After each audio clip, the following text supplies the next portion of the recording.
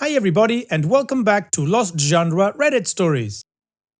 This post is from the subreddit Am I the A-hole and it's by user literally the devil. Am I the a-hole for filing restraining orders on a pair of missionaries? I used to be, technically still am, a member of the Latter-day Saints Mormon Church. I've tried to get my records removed, but it's gone nowhere and I still get members and missionaries showing up to my house, even when I moved. Well, in the past 2 months, I have been visited once a week by the same pair of missionaries, along with one of my male cousins. They can't visit a single lady unless another male is with them. I tell them each week to stop visiting and tell whichever cousin they bring that it's not welcome, necessary, or funny, and they really need to stop. Well, they came over last Saturday while I was having a barbecue with some friends and co-workers, and they just started mingling and preaching to my guests. I didn't even realize they were because I was on the grill until one of my co-workers came up to me and basically complained about me inviting him to a barbecue as an excuse to get my church members to preach to him and his boyfriend. I had to apologize and explain to him the situation and promise it wasn't like that at all. I decided I was done. They didn't even try to find me. They just harassed my guests and came into my property uninvited. So I called the police. They showed and said they can ask them to leave, but can't really do anything else since I didn't ask them to leave myself first. So I showed them my ring footage and how I've been asking them to stop coming to my house for 2 months, and they said I could fight a restraining order for stalking, but it might not go anywhere. So they walked me through the online forms and I have a hearing soon. Since then, the church members have sent emails. Their youth have heart attacked my door and porch, and my Latter-day Saint family members have made Facebook posts about me being the literal devil. With the hearing getting closer, I'm starting to feel nervous and like maybe I've blown everything out of proportion. Like these missionaries are still teens and maybe I should be redirecting my anger at my family, who are probably the ones behind it. Am I the a-hole if I go through with the hearing? No, OP, you're not the a-hole. You set clear boundaries and they were repeatedly ignored. They showed up uninvited, involving your family, and preaching to your guests isn't ministry, that's just harassment. Like seriously, who does that? Just go into somebody's backyard and start preaching? No! Anyway, this isn't about their age or faith. It's about consent and respect. You ask them to stop and they didn't. You're right to protect your home and your peace. Now, OP, your family choosing their religion or ideology and their comfort zone over you tells me that their love is definitely conditional, only if you conform, comply, or stay quiet, like a cult, which definitely is not real love. OP, you're doing the right thing. Stand your ground. Boundaries are not an attack, they're self-defense. What do you guys think? Let me know in the comments section, and now let's go check out the community comments. Sharp Subject 2457 says, quote, until one of my co-workers came up to me and basically complained about me inviting him to a barbecue as an excuse to get my church members to preach to him and his boyfriend, end quote. Not the a-hole. They could have gotten you fired. Go to the hearing.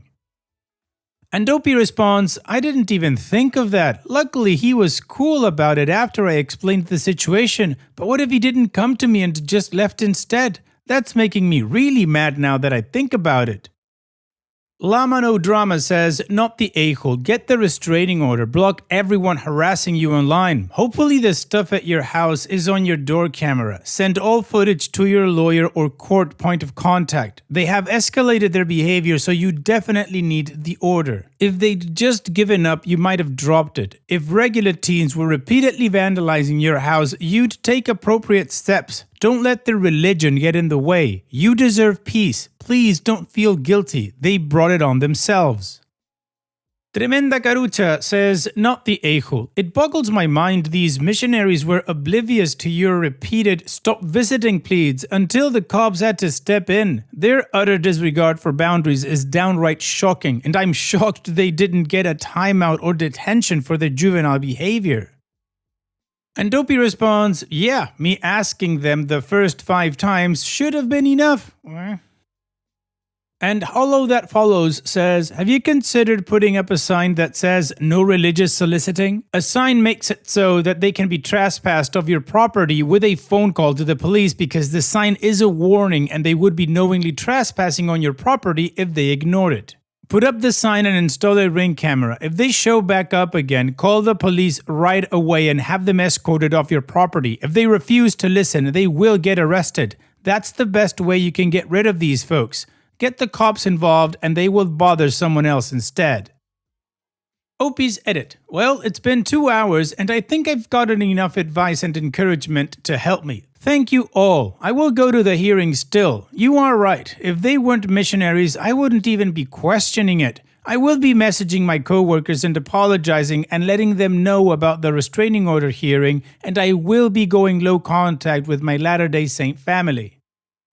And for those that asked, heart attacking is taping paper hearts with Book of Mormon and Bible quotes and little I miss you notes to people's front doors, windows, and porches. I have also been told that it's literally love bombing, which I never noticed before. So that's cool. Thanks again. I probably won't log back in since this is a throwaway account.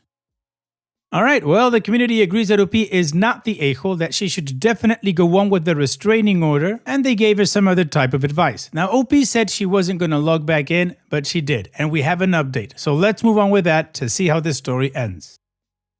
Hello all, I said that I wouldn't be logging in again, but these last 2 months have been very draining for me, and I thought writing everything down and putting my feelings out might make me feel better. So here's an update.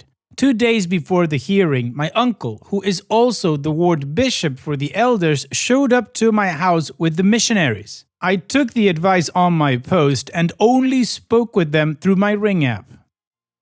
I told them if they didn't leave, I would be calling the police. One elder left to sit in the car and my uncle and the other elder stayed at my door.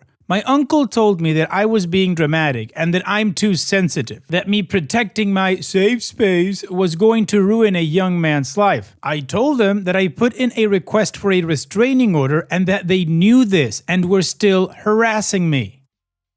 My uncle said they weren't going to leave until I came out and talked to them like an adult so we could resolve this restraining order issue without the courts. I told them to leave again and I called the police when it was obvious they weren't going to. The cops showed up and trespassed my uncle and arrested the missionary that did not go to the car. I explained to them about the hearing that was going to happen and showed them my footage of them trying to get me to not go to the hearing. I felt really bad and I still do, and I know a lot of you are going to say I shouldn't, but I do. I spent the 2 days after that getting calls and texts from people I love, calling me all sorts of terrible things and telling me I'm a disappointment. The guy I've been talking to had to take my phone away from me and block everyone because he knew I wouldn't. I went to the hearing and was granted the restraining order for harassment. Then I had my mom and dad show up to my house the next day to give me a piece of their mind, and now I hate myself. So that's great. Anyway, I sent the paperwork to the mission president and asked to be put on the do not contact list, like a commenter told me to. I was told that the missionary that was arrested had his visa revoked, so they are sending him back home early. I was basically told if anything happens to him before they can get him a flight home, it's my fault. People have posted about me getting innocent men in trouble and wanting my own kind deported on social media. Even though he wasn't deported, his visa was just revoked. So I've had my house egged, rocks thrown at my windows, and ice bags left on my porch for the last month. Even some of my friends and co-workers who told me to go through with the restraining order are saying I went too far. But I didn't know he was here on a visa. As far as I know, he's back home and safe. But that's it. That's the update. My friends, family, and co-workers hate me, and I hate myself too. But hey, at least I'm not minorly inconvenienced by missionaries and awkward 5-minute conversations anymore. OP, I'm really sorry that you're having to go through this and to have to put up with the intolerance of people who claimed they loved you. And the thing is, OP, that you didn't ruin that kid's life. You defended your own. It's simple. Their choices led to consequences. And boundaries are not cruelty. Hopefully your friends and co-workers light up soon enough. I don't know if I'd hold my breath on the family though. In any case, OP, here's wishing you the best in the future. Take care and thanks for sharing. And now let's move on to the next post that also has an update. This post is from the subreddit Relationship Advice and it's by user Sumiyaben. I, 25 female, accidentally rejected my co-worker friend, 29 male, and I regret it. So I, 25 female, just moved to this city and was honestly really grateful to have found a friend. My co-worker, 29 male, and I started getting close and he became my work best friend, having lunch and breaks together. Then, eventually, he started offering for me to come along for concerts, movies, etc. with his friends, and the whole time it was quite friendly, like I never got the vibe he was interested. We would even ride together sometimes and started going for runs together. We started sending each other reels or videos and just staying in touch throughout the day. Then he started coming over to my place because we started watching White Lotus together since we both liked it before, so we thought, oh, let's watch it together. But throughout all this, he never alluded to anything romantic, never touched me or flirted, introduced me to other people saying, here's my friend. For my job, I often have to stay late to set things up for the next day. He started gradually offering more and more to stay and help me, even though our other co-workers would go for drinks. So he would leave himself out of things to help me. That's when I started getting the vibe. At some point, I even broke down to him about how hard moving away from my family was for me. I told him how guilty I felt leaving my parents and missing valuable time with them, and also how guilty I was about leaving my 11-year-old sister and missing milestones. He was so understanding and really talked me through it and helped me. Then, one day he was helping me set up a conference room and I said, why are you doing this? Like, you are in no way obligated to do this. It has nothing to do with your job at all. He then kind of started opening the floodgates and said, well, when you like someone, you do things for them. And I was like, what? What do you mean? And he said, well, in case you couldn't tell, I have feelings for you. And I was like baffled. I asked him since when. He said, well, I liked you from the moment I saw you, which puzzled me even more, like, why not just ask me out from the start? And he said, I guess I just wanted to get to know you first. Anyway, then he said, well, do you want to go on a real date? And I kind of freaked out. My fear of commitment kicked in and I just reactively declined the date and said, I don't think that's a good idea. I got really scared and anxious. I've always fled when something is about to become real. Then he just shut down and it was awkward and silent until we left. It's my biggest regret because ever since then, he hasn't engaged with me. It's been 2 days and he's avoiding me hard. No texts, no eye contact. I couldn't even find him at lunch. When I finally went up to him and said, what about the date? He said, never mind, don't worry about it, and walked away. Did I miss my shot? Would he want me to push more about it? Because now that I've processed it and thought about what we could be, I'm into it.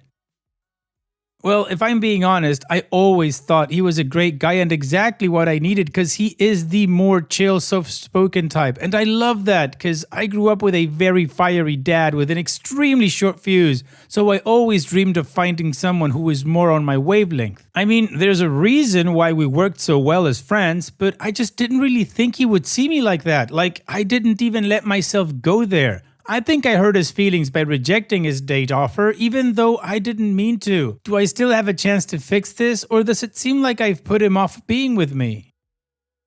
No, I don't think you blew your chance. You hit the brakes out of fear, not rejection. So if I was you, the next time I'd see him, I'd ask, please just give me a moment to explain. And you tell him that you panicked when he asked you out because you've always run from real connection. But the truth is that you really like him. And that if he's still open to it, you'd like the chance to explore what this could be. As you said, you're into it. And after that, I'm sure you guys can take it from there. And what do you guys think? Let me know in the comment section. And now let's check out the community comments. Astronaut Mike Dexter says, the reason he said don't worry about it is because you went from it's not a good idea to what about a date? You're sending mixed signals. If you actually want to fix this, you need to respond to what he was telling you. He told you he has feelings for you, and that was a very vulnerable moment for him. Now it's your turn. Tell him how you feel about him. Apologize for your reaction, and then ask him out again. Tita Zero says, I just have a few questions. Do you like him like that? Or are you just missing your best friend? Can you see yourself in a fulfilling long-term relationship with him? Answer those questions just to yourself. If the answers are no or I don't know, let him have his space. Don't string him along. And Dopey responds, even though it wasn't on my mind before, I am interested the more I sit on it. And yes, I do miss my best friend as well. It's been really sad not talking to him. I was just caught off guard. I'm not good under pressure. Sad face. Taylor5 says, for future reference, and this works for anyone, if there is someone that suddenly gives you a lot of time, they are likely into you romantically, like 99% of the time. I mean, how many people you just randomly start spending your time with, and it's considerably less as you age? I have female friends. One of my closest friends is female, and we work together. We are no longer in the same department, but we talk at work, and now it's sporadic calls and messages. You know, like normal friends, double date now and again. Most people do not contact their friends every day. If you want a shot, ask to talk to him in private and just show him this post. Peace Out 16 says, the earlier you start fixing this, the better chance you have. He is embarrassed about your reaction, understandable, and that's why he's not facing you. Just talk to him privately and be honest. Tell him you freaked out and accidentally rejected him. You can choose to fumble him and regret what you could have, or take courage, apologize, be honest, and ask him out, because he will never ask you out again. And Mr. Harvey J says, I was the guy in this scenario back in college. I got close to someone, made my move, and she said no. I stopped the way I was acting with her because now she's just a colleague. After time, I would have become friends with her again, but I wanted some distance at first, much like this guy is doing now. He has feelings and wants to process them before restarting as just your colleague. As others have said, do you want this man as your partner, or do you just want that really, really good friend back again? Because this girl I liked got back in touch and decided she was up for something more. We dated for 3 years and she eventually dumped me because I was her only close person she knew and she wanted to figure out who she was without me. Don't be that person to him once you find more friends. He isn't a stepping stone for you to use. Well, mostly the community encouraged Dopey, and they also gave her some tips and warnings. So now let's move on to the update to see how this story ends. First of all, thanks to everyone for the great advice. I really appreciate it. Well, the most common advice I got was to go and be honest and plan a date for him. So I wanted to do that, but in a more intimate setting. So I was feeling bold and got his favorite, Wingstop, and went to his apartment and just knocked. I would pay to have footage of the look on his face because he was so taken aback, lol. Anyway, I said, do you mind if I come in? He was a bit hesitant, but he said yes. Then we sat and I explained everything that I said in my post. How I just freaked out because I was taken aback and also scared. Scared about anchoring myself to a place away from my family. Scared to lose my only friend. Scared that the idea of having me would end up being better than actually having me. I told him that after having time to process the idea, I am very much into it and see all the ways we are great for each other. I told him how grateful I was for everything he has done for me, and that if I reacted negatively, it had nothing to do with him and everything to do with me. So when I finished my speech, he apologized. This man is too good for me. He was like, okay, I am also sorry, I didn't mean to ice you out. I was just disappointed and needed a little time, and I would have eventually started speaking to you again, like I would still rather be your friend than not. And that was a big relief, because I saw comments of people saying, well, if he was just hanging out with you to get in your pants, then he's not your friend, or he's immature, etc. Well, he proved that he's not, and that he's actually great. Smiley face. Another thing is people said, well, if you didn't like him romantically at all, then you should just leave him alone, or you just miss the attention. I genuinely just didn't even entertain the idea because the nature of our relationship was so platonic. In my brain, I was just like, well, we're just friends. If he was interested, he would have said so or shown it, flirted, or be more tactile. I just accepted that as the reality, so him saying he actually didn't like me was a complete surprise. Anyway, so we have officially decided to give it a go. We had a pretty deep conversation about where we see our lives going, and it's very much in alignment with each other. I'm super happy but still fearful, I admit, but I just keep telling myself that if I don't try, I'll regret it. I still have a date I'm planning involving all of his favorite things that I'm working on in my back pocket because I still feel like I have some making up to do. Oh, and we ended up kissing and it was great. Smiley face.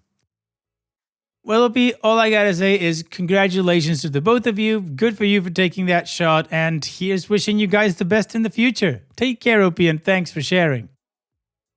And that's it for today's video. Thank you so much for taking the time to watch it. Now, if you've gotten to this point in the video, I assume that you like these stories that I'm reading out. So here are a couple more that you might enjoy. And if you don't have any time to watch another story right now, save it for later. And also, don't forget to hit that subscribe button.